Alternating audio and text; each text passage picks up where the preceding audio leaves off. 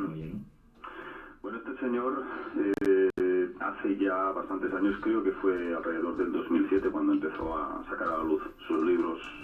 Sigi Sichin llamaba sus libros Las Crónicas de la Tierra. Anton Parks lo llama Las Crónicas del Girku, porque él se basa en una especie de cristal de cuarzo verde que supuestamente contendría la memoria de los tiempos, ¿no? La memoria de la historia planetaria, de lo que sucedió verdaderamente hace miles de años, implicando la creación misma del hombre, o la recreación. Entonces, este señor, lo más interesante es que no es un simple investigador más. 12 años, dice que empezó a tener visiones, lo que podríamos llamar con flashes o flashbacks, en los que, pues en función del tipo de espectro de luz que había en donde él estaba, pues se correspondía con esas visiones que se daban con ese mismo espectro de luz. Él se veía en mundos lejanos, se veía habitando el cuerpo de un gran reptil, un ser altísimo. Pues bueno, veía como una especie de regresión, ¿no? Una regresión propia, autorregresión, podría llamarse, ¿no? Sí, lo que pasa es que él empezó en ese momento a cuestionarse su propia cordura, lógicamente se puso en manos de psiquiatras. Con el tiempo fue dándose cuenta que aquello no podía ser una simple locura o una simple alucinación, porque tenía sentido. Todo aquello tenía mucho sentido, sobre todo cuando intervenía un idioma que supuestamente él dice que conoció el idioma madre, el idioma matriz de los Anunnaki, que es el Lemesa. El Lemesa sería como una especie de idioma creado por unas hembras llamadas Amasutum. Serían las hembras de estos Anunna que él explica, ¿no? Entonces, claro, él empezó a ver claves lingüísticas, fonéticas en ese lenguaje, ¿no? Y empezó a ver que aquello era el sumerio, efectivamente, era un derivado del sumerio, esta emesa. Entonces empezó pues a dedicar 10 años de su vida al estudio del lenguaje sumerio. Y a través de eso pues ha sido como él ha ido conformando toda esta historia que de alguna forma pues ha ido hilando pues y bastante fino, por cierto, en base a esas vivencias, esas visiones que las ha ido racionalizando. Sí, y al parecer el señor Parks, a través de sus visiones, descubre como una especie de jerarquía, ¿no?, entre distintas razas alienígenas que ve en sí. esas especies de regresiones, ¿no? Sí, bueno, para empezar, lo más interesante es que Parks dice que en esas visiones se encontraba dentro del cuerpo de un ser que se hacía llamar Saam. Y este tal Saam no era más ni menos que el supuesto padre de la humanidad, es decir, el dios sumerio Enki. Con eso, en ningún momento Parks dice que desde su raciocinio se crea al 100% de que él fuese en otra vida pasada el señor Enki, pero sí admite que bueno, es la visión que él tenía, ¿no? Entonces, bueno, en base a eso, pues entrar en el universo de Parks es entrar en un mundo totalmente pues plagado pues de detalles que desde luego desafían todo lo que hasta ahora conocíamos sobre estos seres, ¿no? Porque él habla, efectivamente, como tú has dicho, de jerarquías reptilianas. Y jerarquías que, si tenemos que encontrar la cúspide de las mismas, tendríamos que entrar a hablar de los llamados Kadistu. Y los Kadistu parece que son unas entidades que están a medio camino entre el plano físico y el plano etérico. Él los describe como seres que proceden de la fuente madre del universo, es decir, lo que podríamos llamar Dios mismo, o sea, el creador verdadero, creador universal del universo, ¿no? Parece que de esta fuente surgen estos seres, estos Kadistu, y estos seres son algo así como jardineros cósmicos, sembradores de vida, ensambladores de vida, así los llama él. Entonces, bueno, dice que algunos de ellos están vinculados a una raza anfibia, a medio camino entre medio humanoides, medio pez, que son conocidos, ¿no? Como dogones, por ejemplo. Exactamente, los dogones los llaman los Nomo, Los gnomos, sí. o luego en Acadio los llaman Acayus, Entonces, bueno, hay siempre diferentes nombres en función de las distintas culturas, ¿no? Pero bueno, básicamente nos dice que son una familia de varias razas, procedentes de esa fuente matriz, y que son llamados los Calisto. Algunos de ellos los describe como grandes dragones. Fijaos, ahí entronca con toda la mitología del dragón, siempre asociado a ese poder de creación, a esa sabiduría. Siempre habéis visto que los dragones están muy relacionados con la magia, con la materialización del pensamiento y del deseo, ¿no? Entonces, pues es bastante interesante, y luego también, pues de alguna forma nos da un poco a entender, o a lo mejor es algo que me estoy haciendo yo, pero de alguna forma pues se explica el origen del ser humano como parte de unos seres que luego de alguna forma se habrían derivado de estas razas Calisto, llamados los Kingu. Y estos serían los más relacionados con todas las estirpes de la realeza, porque los Kingu serían un alto rango de una raza de draconianos. Y Parks describe 3 tipos diferentes de Kingus: los blancos, los rojos y los verdes. Los blancos serían la realeza, los blancos albinos.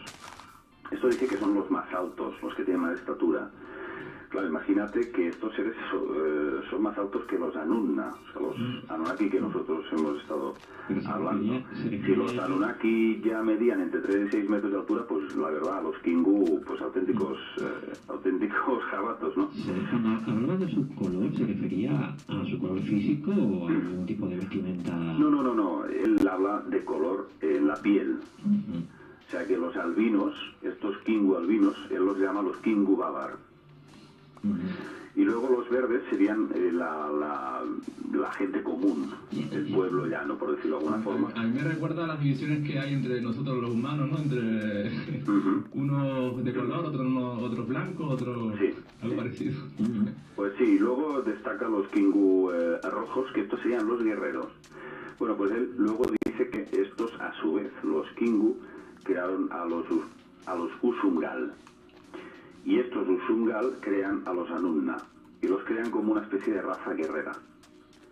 Y de ahí surgen estos seres, y parece ser que los Calisto son estos seres de altas esferas. Ya crearon un protohombre hace, vete a saber si millones de años.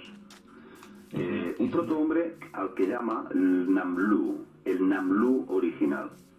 Que es algo así como hombre enorme. ¿Pero con qué se puede traducir de varias formas. Es un poco... no es definiciones fijas. ¿Con qué, va a contar el compañero Charlie, con qué propósito decía el señor Parks que había creado al humano en ese caso? El Namlu. Sí. El Namlu es un humano, pero muy diferente de nosotros. Es un humano mucho más evolucionado, que desarrollaban fácilmente la telepatía, la telequinesis, todo tipo de poderes psíquicos. Tanto así como Adapa, ¿no? Cuando en el relato sumerio. Mucho más que la visión siciliana, porque el Namlu, para empezar, medía 4,5 metros. Y eran semietéricos, O sea que probablemente estos seres tenían capacidad de operar multidimensionalmente. Entonces estamos ya en unos parámetros más allá de la tercera dimensión. Y bueno, parece ser que los Anunna, y en especial Enki, de alguna forma utilizaron un banco de genes, que probablemente sean esa especie de recipientes, los famosos botes, que aparecen incluso en la cultura maya, y sujetan esa especie de botes, y que se asocia con este agua de la vida. Sería como un banco de genes con el que irían realizando diferentes tipos de experimentos, porque esta gente, lo que es un denominador común en todos ellos es que se pasaban todo el tiempo realizando experimentos genéticos. Eran grandes creadores de vida, grandes sembradores de vida. Como si todo su conocimiento fuese tan elevado que el único reto sería, pues eso, crear vida. Crear vida, pero de forma absolutamente compulsiva, porque vemos tantas especies aparentemente asociadas a mitologías, arraigadas en el folclore, que se pierden en la noche de los tiempos. Como hemos hablado antes de los dragones, podemos hablar también de todo el tema de los minotauros, de los centauros, de los gnomos, toda esta especie de criaturas, los minotauros, pues son seres que podrían ser perfectamente corresponderse a hibridaciones efectuadas por estos Anunnaki, por estos seres. Parece como que creaban la vida de forma compulsiva. Yo me los imagino realizando experimentos de todo tipo para ver el resultado de sus experimentos, ¿no? Entonces, bueno, ahí parece ser que el hombre, el Homo sapiens actual, sería una mezcla entre estos Anunna, estos Usungal y el supuesto Namlu original. Pero es decir, más que creación sería recreación. Pero hay una cosa que a mí no me encaja muy bien, a ver si me la aclaras, porque parece que se asemeja, por ejemplo, a una parte en lo que decía Sitchin en la elección de los propios Anunnaki para la modificación de un homínido, ¿no? Y ese homínido que los Anunnaki modifican, ¿se refieren a los mismos Namlu o no, el Homo erectus? No, Parks también insiste en ese aspecto y dice que sí cogieron una parte de estos homínidos y que probablemente sea neandertal, pero lógicamente mezclado con este Namlu original. Por eso es probablemente una de las muchas razones a las cuales se hacía referencia últimamente, y es por qué nos parecemos más a, digamos, a los homínidos, a esta forma pues más humanoide que no reptiliana. Pues probablemente sea por eso, por la predominancia de este Namlu original. Y este Namlu original hay que darle bastante importancia, porque parece ser que si es una creación de estos seres tan evolucionados, entonces al final resultará que efectivamente tenemos parte de una genética que está relacionada con lo divino. Pero con lo divino me refiero a planos superiores, a esferas cósmicas muy elevadas. Sí, y eso me está llevando a pensar últimamente que él evidentemente fue un señor que tuvo una sinceridad increíble, porque muy pocos colegas suyos fueron capaces de admitir lo que él admitió, y es que el ADN humano es una obra maestra de ingeniería, y es absolutamente imposible que en la sopa primigenia que querían demostrar en el año 53, no recuerdo ahora, unos científicos de Chicago hicieron un experimento intentando de alguna forma pues imitar lo que habría pasado para que se gestara la vida en la Tierra, ¿no? Solo consiguieron crear aminoácidos y... sí, pero no los ácidos nucleicos que hacían falta para reactivar esa vida, ¿no? Entonces, aún habiendo puesto una serie de rayos para estimular esos microorganismos, no lo consiguieron. Entonces, Francis Crick fue de los pocos osados científicos de alto nivel que admitieron que solamente podía explicarse de una forma, y es que hubiese llegado del espacio, hubiese venido de una inteligencia extraterrestre, y no precisamente a bordo de meteoritos, porque desde luego con las presiones y además la llamó así, civilización sembradora de vida. Sí, él dijo literalmente, Francis Crick, y esto por favor que tomen nota todos los científicos escépticos, dijo literalmente que solamente el ADN podía haber llegado a la Tierra a bordo de una nave extraterrestre. Estaríamos hablando de la panspermia dirigida. La panspermia dirigida, sí señor. Una teoría muy revolucionaria en su Claro, momento. lógicamente, todo lo que estamos tocando nosotros, los que investigamos este tema Anunnaki, yo me parece que nos estamos acercando muchísimo más a la verdadera ciencia que todos estos que se empeñan en negarlo y en desacreditarlo. Pero bueno, allá cada cual. Yo siempre digo que hay una ciencia oficial que es totalmente embustera, embaucadora, que oculta la realidad y todos los descubrimientos científicos que se han ido realizando. Y luego hay una parte de la ciencia muy osada, muy valiente, que desgraciadamente los medios no se hacen eco de sus descubrimientos. Y yo soy buen amigo de varios físicos que están haciendo una labor encomiable. Es curioso cómo el avance de las nuevas ciencias ha permitido, por ejemplo, la utilización de análisis de ADN y de ADN mitocondrial para analizar el código genético de especies desaparecidas, como el Neandertal, por ejemplo, y esos avances han permitido descubrir, y eso se publicó hace relativamente poco tiempo, seguro que también estabas al tanto, que hacían referencia a que el humano actual posee la mezcla de diferentes, de al menos 4 especies anteriores, y hablaban de el Neandertal, hablaban de el denisovano, el Homo sapiens original, y de una cuarta especie que de momento nadie había descubierto. Sí, el caso es que no se ha descubierto el eslabón o los eslabones que deberían pertenecer entre el vacío dejado entre el mono y el Australopithecus. Sí, pero hace poco tuvimos una noticia reciente, ¿no? Que una española había descubierto lo que posiblemente podría ser una nueva especie, ¿no? Que no se había descubierto hasta entonces. Creo que era un trozo de... En China, en Asia. Pequeños fragmentos que tampoco... Bueno, la antropología está construida a base de eso, de pequeños fragmentos de hueso. Y es todo un puzzle tan complicado, y para mí es perfectamente lógico que todavía hayan lagunas gigantescas dentro de toda esa... de esa bueno, ya va a ser. Aparte, pues también el tema de que los monos han pasado pues miles de años y siguen siendo monos. Sí, eso es lo que apuntan. Ahí es uno de los muchos fallos de este sistema, de esta teoría, que realmente pues ya parece que no se sostiene. David, cada vez menos. ¿Cuáles las diferencias principales entre la interpretación de Sitchin y de ese señor Anton Parks? Bueno, la diferencia más importante es que Sitchin tenía una visión muy rudimentaria de la física del siglo XX, o bueno, casi de principios del siglo XX, si me permitís, sin faltar al respeto a nadie, pero él mismo definía los viajes interestelares de los Anunnaki, que de alguna forma se aceleraban utilizando el campo gravitatorio de los cuerpos celestes, para acelerarse, para desacelerarse. Una serie de historias desde un punto de vista de física lineal, ¿no? Cuando en cambio Parks nos habla de puertas dimensionales, de portales estelares, perfectamente documentado en la historia antigua. Hace referencia a muchísimos textos antiguos, no solo sumerios, sino también egipcios. Y básicamente también está el tema de Nibiru, que es ahí donde la matan. Porque Nibiru pues es nada más y nada menos que una terminología que viene de Neferu. Neferu, para los egipcios, era Horus, el dios Horus. Es una representación metafórica de planeta Venus.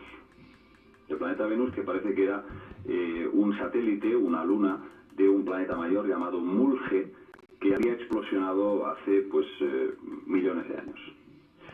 Entonces todo esto va saliendo un poco ya a la luz, y la gente está empezando ya a cuestionarse todas estas historias de Sitchin, porque realmente Sitchin sacó este nombre evidentemente de los textos sumerios, pero es que estos textos no dicen en ningún momento que los Anunnaki vengan de Nibiru o de Neferu, sino que vienen de un planeta llamado Dooku.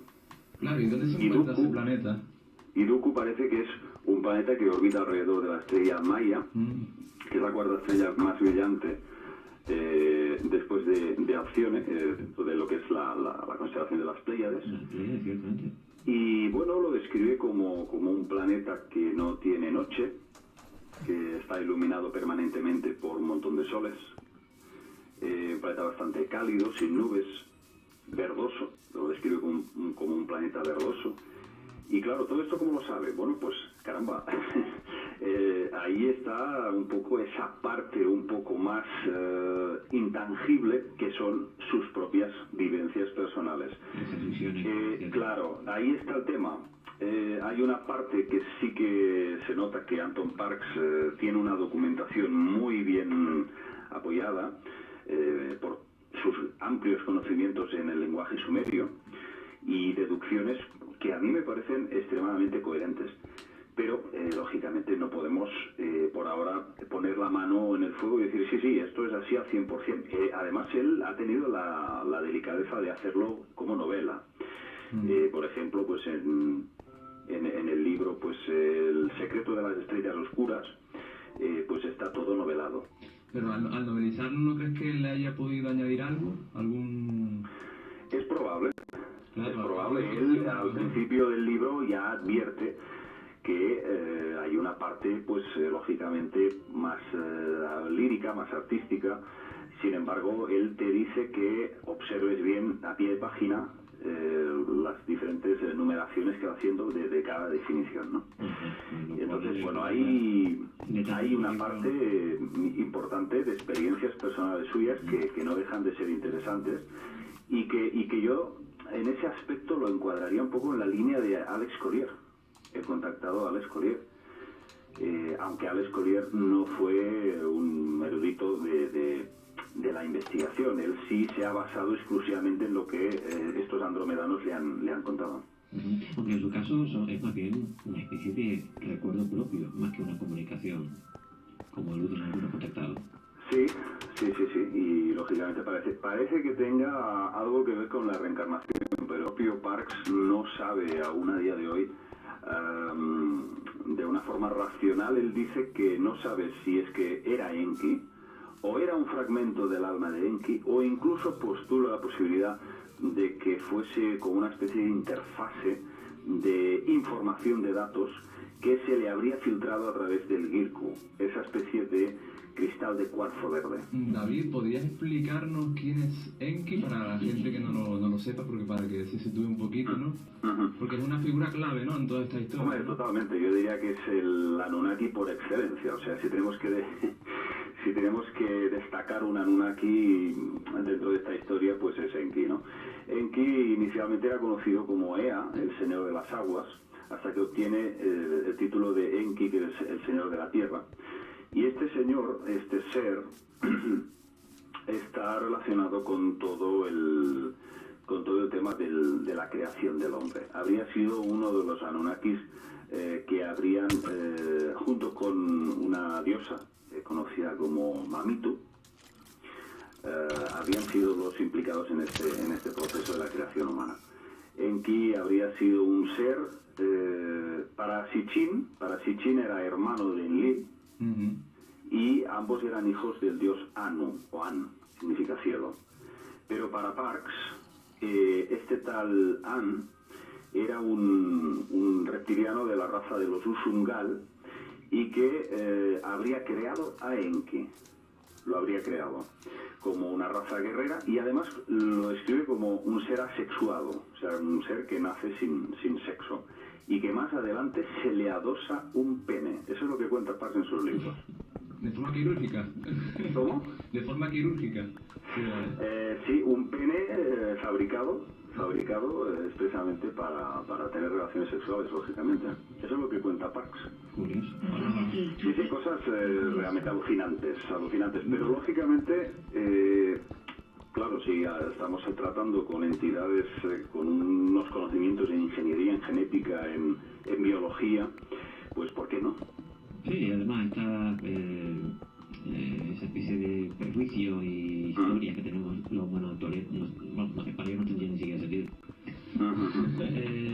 Hola, buenas noches, David, soy Ani Torres, encantada. Hola, buenas noches. Encantada de tenerte. Mira, como acabas de nombrar por este famoso personaje Enki y Enlil, yo lo que sí me gustaría saber, o sea, la Biblia, tal como conocemos la Biblia, las guerras que hay, que tú mejor por supuesto que yo lo sabe, existe lo que está la guerra entre el bien y el mal.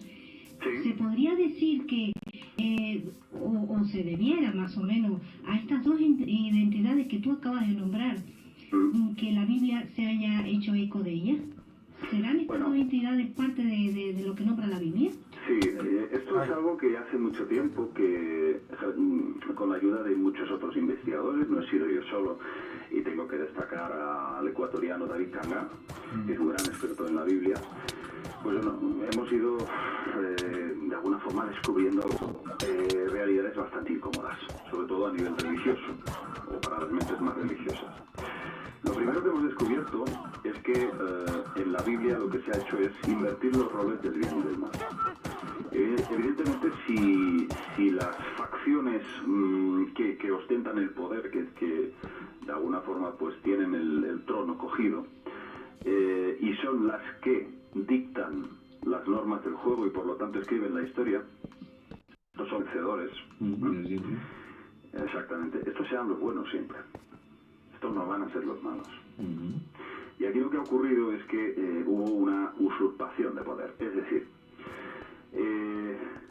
según Parks, Enki creó a Enlil. O sea que a diferencia de Sitchin no lo sitúa como su hermano, sino como su creador. En un momento dado en que Enki se da cuenta de la tremenda aberración que ha configurado, quiere acabar con él. El famoso ser despreciable, absolutamente, que lo único que hace es someter a la humanidad y convertir al hombre pues en un esclavo perfecto. A través de la fundación de un montón de religiones, las tres principales ya las conocemos, y entonces ahí en la Biblia lo que se hace es invertir los roles del bien y del mal. Estás hablando, supongo, desde el punto de vista cristiano, de la figura de Jehová, entiendo yo. A ver, el tema es que Yahvé parece ser que está asociado con este ser, con el Enlil. Y este ser es el que ha estado pues desde siempre controlando a la humanidad. Y hay una serie de razas que, por ejemplo, Parks dice que los famosos Igigi, de los que hablaban los acadios, porque Igigi es un término acadio, no confundir con sumerio. Los Igigi, que se supone que significa aquellos que ven y observan, los observadores, ¿no? En la Biblia aparecen como los vigilantes, ¿no? The Watchers. Estos se acaban convirtiendo en los ángeles caídos, los ángeles rebeldes. ¿Por qué? Pues porque, como vemos también en el libro de Enoch, estas entidades se rebelan contra el mando supremo. Es como que un grupo de soldados deciden desalistarse, desligarse de ese mando superior, ir a su historia, ¿no? Entonces eso es lo que ocurre. En el libro de Enoch se describen a estos ángeles como una especie de acción de búsqueda y captura, es decir, el mando superior, que sería el gobernado por Yahvé, Enlil Yahvé, pues se produce una batalla en los cielos. Incluso se dan los nombres de estos líderes de esta revuelta. ¿Y por qué son perseguidos? ¿Por qué son castigados? Pues supuestamente por, primeramente, haberse apareado con las mujeres terrestres. Y de ahí aparecieron, como resultado de estas uniones sexuales entre estos Igigi, estos vigilantes y las mujeres. Sí, salen los Nefilim, ¿no? Incluso en la mitología griega, ¿no? Se oye constantemente dioses apareándose con mortales. Sí. Y Nefilim es un término que significa caídos o derribados. En griego es gigantes, pero deriva del arameo Nefila. Y Nefila significa Orión. O sea que Nefilim significaría aquellos que vienen de Orión. Entonces, bueno, el castigo más terrible que cometieron estos Igigi, estos seres, estos ángeles caídos, pues precisamente transmitir conocimientos prohibidos. Este fue el delito más grave. Y podemos leer eso en el libro primero de Enoch, 8.3, que se dice lo siguiente, que nos da incluso el nombre de uno de los principales líderes de esta rebelión, ¿no? Dice: Shemigaza enseñó encantamientos y a cortar raíces, Hermoni a romper hechizos, brujería, magia y habilidades afines, Baraquel los signos de los rayos, Gokaf los presagios de estrellas, Zekel los de los relámpagos. Él enseñó los significados, Artagof enseñó las señales de la tierra, Shamsiel los presagios del sol, y Sahariel los de la luna, y todos comenzaron a revelar secretos a sus esposas. Y de ahí viene el problema. Enlil Yahvé lo que quería era una humanidad ignorante. Estos seres, al aparearse con las mujeres de la tierra, empiezan a revelar secretos. Estos secretos no es nada más, nada menos conocimiento que les hubiese podido hacer libres. Libre independientes del dictado de los dioses. Pero estos dioses lo que querían eran esclavos perfectos. Por eso ese es el motivo por el cual luego se produce el tremendo diluvio universal. Exterminaron a la humanidad porque no era esa la humanidad que ellos querían. Y había filtrado información que hubiese podido hacer al hombre poderoso. Es curioso porque lo que comenta Porque claro, si nosotros pensamos en la actitud que tenía Enlil o Yahvé, ¿no? En el Génesis se nota que era una actitud dominante, ¿no? Un poco muy egoísta, muy... Bueno, más que egoísta es que pedía, el mal en estado puro. Sí, pedía sacrificios incluso. Sí. Y yo leyendo la Biblia digo, Dios a mí no me parece benévolo, misericordioso, ni Dios bueno, para nada. Claro, es un Dios que quiere de alguna forma amenazar, extorsionar, chantajear, amedrentar al género humano. Tenían que hacer unas matanzas de animales a diario. Recuerdo en un solo día, creo que fue en terreno de Salomón, de rey Salomón, llegaron a matar 142.000 animales. Es que se les acababan, no tenían suficientes animales para sacrificar. Aquello era un derramamiento de sangre, vamos, a cada momento. O sea, y estos seres se alimentan de eso precisamente, de las energías sutiles que generamos en estados exacerbados, estados emocionales alterados. De alguna forma absorben de nosotros emociones, energías sutiles que desde luego ahora empezamos a comprender, porque analizando el curso de la historia...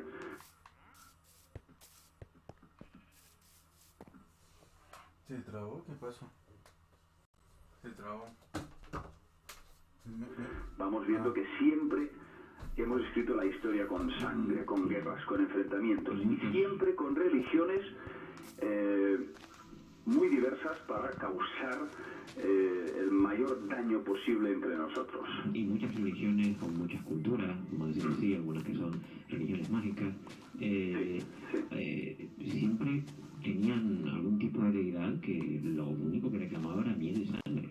Por supuesto, y siempre se puede resumir con una palabra que es precisamente matar en nombre de Dios. No importa que sean de una cultura o de una religión concreta, todas prácticamente hacían lo mismo. Matar en nombre de Dios. David, yo quería cambiar un poquito de tema y quería meterme en una figura que, bueno, nosotros es un icono ya mundial, la figura de los grises, ¿no? La raza de los grises, porque por lo visto Parks en sus visiones los vio, ¿no? Los vio de alguna manera y, bueno, ¿y cómo los retrata ellos los grises? Porque tienen su... Sí, bueno, él los llama Miminu. Los Miminu. Y Miminu parece que significa, pues, los encargados de realizar las tareas sucias. Entonces estos seres ya están de alguna forma relacionados con unos creadores originales que habrían sido estas razas Jinagul, que parece que de forma genérica los llama Jinagul, sería algo así como lagartos, para los sumerios sería algo así como lagartos, ¿no? Ya crearon a estos seres, a estos Miminu, que son los grises actuales, los short greys, los pequeños grises, y que son los que siguen hoy en día siguiendo las órdenes como simples lacayos para recolectar este material genético que van sacando de nosotros a través de las abducciones, ¿no? Entonces, bueno, parece que lo mismo que hacían antes para procurarse esos bancos de genes para hacer esos cruces, esas hibridaciones, lo siguen haciendo ahora a través de estos grises, de estos Miminu, ¿no? Es curioso, y estos son sus sirvientes. Es curioso como la ufología, ¿vale? Digamos, alejándonos de las teorías de Sitchin, de Atom Parks y toda esta historia, algunos analistas de la ufología, sobre todo la moderna, el mundo de las abducciones es relativamente moderno, decían en función a los testimonios de los testigos que esos pequeños grises, esos enanitos cabezones, que algunos los detallan así, en algunas visiones de algún desgraciado que tiene como digo, la desgracia de sufrir este tipo de situaciones, decían que algunos parecían estar siendo comandados por seres de mayor tamaño. Sí, claro. Series, o sea, series de aspecto mínimo. Sí, yo pronto voy a dar a conocer un caso que es el más espeluznante que he visto en mi vida, y mira que conocí unos cuantos, pero bueno, hace un par de meses pues conocí una señora que fue abducida por los grises y por los reptilianos juntos en la misma nave. Y bueno, ahí hay tela que cortar. Próximamente lo voy a dar a conocer todo esto. pero efectivamente estos seres enormes que decías pues son estos mismos reptilianos. Pues espero que no... ¿Te acuerdas de nosotros? David, anteriormente habías hablado sobre una especie de lengua primordial, ¿no? Una lengua matriz que existía anteriormente. Sí, el Emesa. Y Barthes habló también sobre una especie de fonética primordial, ¿no? Que cambiaba mecanismos de la naturaleza, casi como la magia, ¿no? ¿Qué nos puedes decir sobre eso? Sí, porque lógicamente es sonido y el sonido es vibración y la vibración transforma y transfiere y es capaz de modelar los elementos de la naturaleza. Entonces, en función de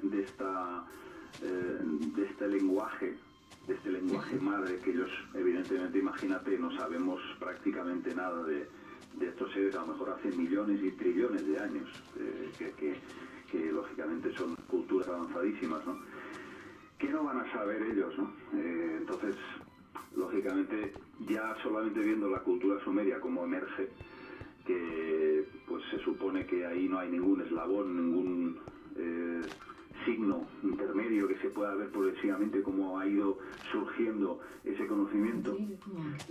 Aparece de repente el sumerio con una ingeniería social, una ingeniería, una arquitectura, un arte, unas matemáticas tremendas, y bueno, como si hubiese caído del cielo todo eso, ¿no? Pues no, efectivamente ahí estaban estos seres, ¿no?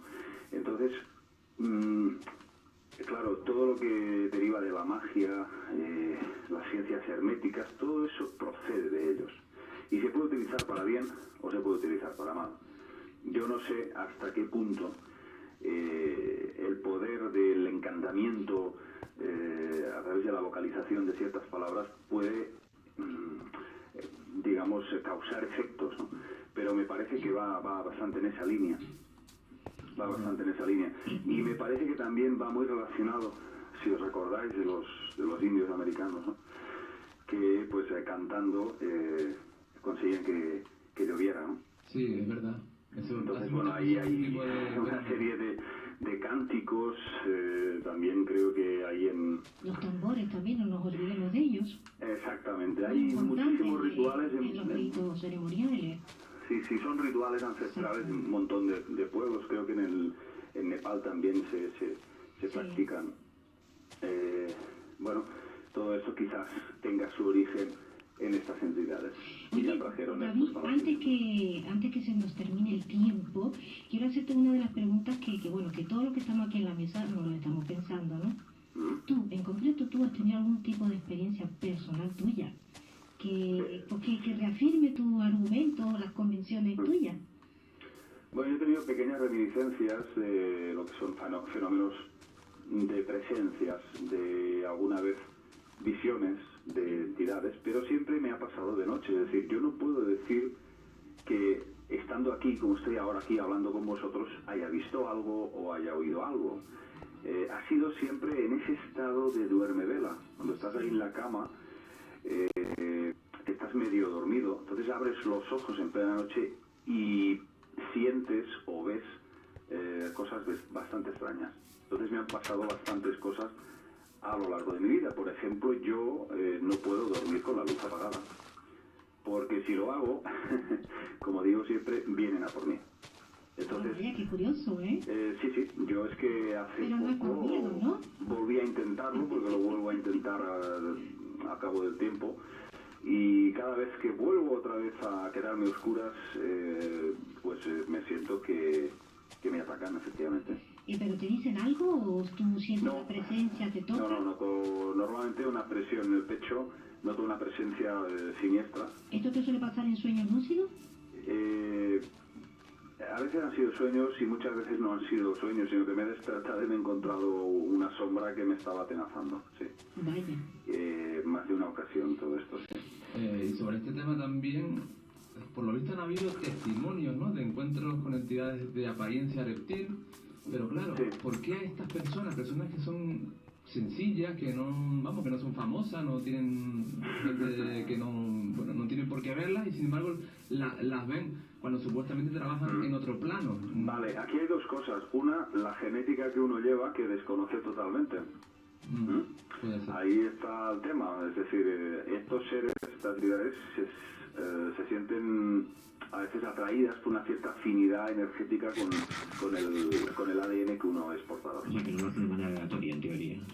Exacto, todo tiene un porqué. Y luego también está el tema de temas karmáticos, temas que tienen que ver con la conciencia y lo que nos ata a existencias anteriores, o sea, lo que es el tema de la reencarnación. Yo me considero reencarnacionista y he encontrado muchos casos de personas que han tenido experiencias con estos seres y no les resultaba al final han descubierto que aquello les resultaba familiar, o sea, que los conocían, ya sabían de qué iba el tema. Entonces, no hay nada casual. Cada persona que le pasa esto, hay un detonante que probablemente viene de lejos, de bastante lejos. Oye, yo te voy a hacer una última pregunta, nos quedan apenas 5 minutitos. Porque claro, yo me pongo en situación, y no solamente en el caso actual en el que estamos hablando de Anthro Park y de sus visiones, sino, bueno, aquí en el equipo nuestro, un equipo de investigación, y equipo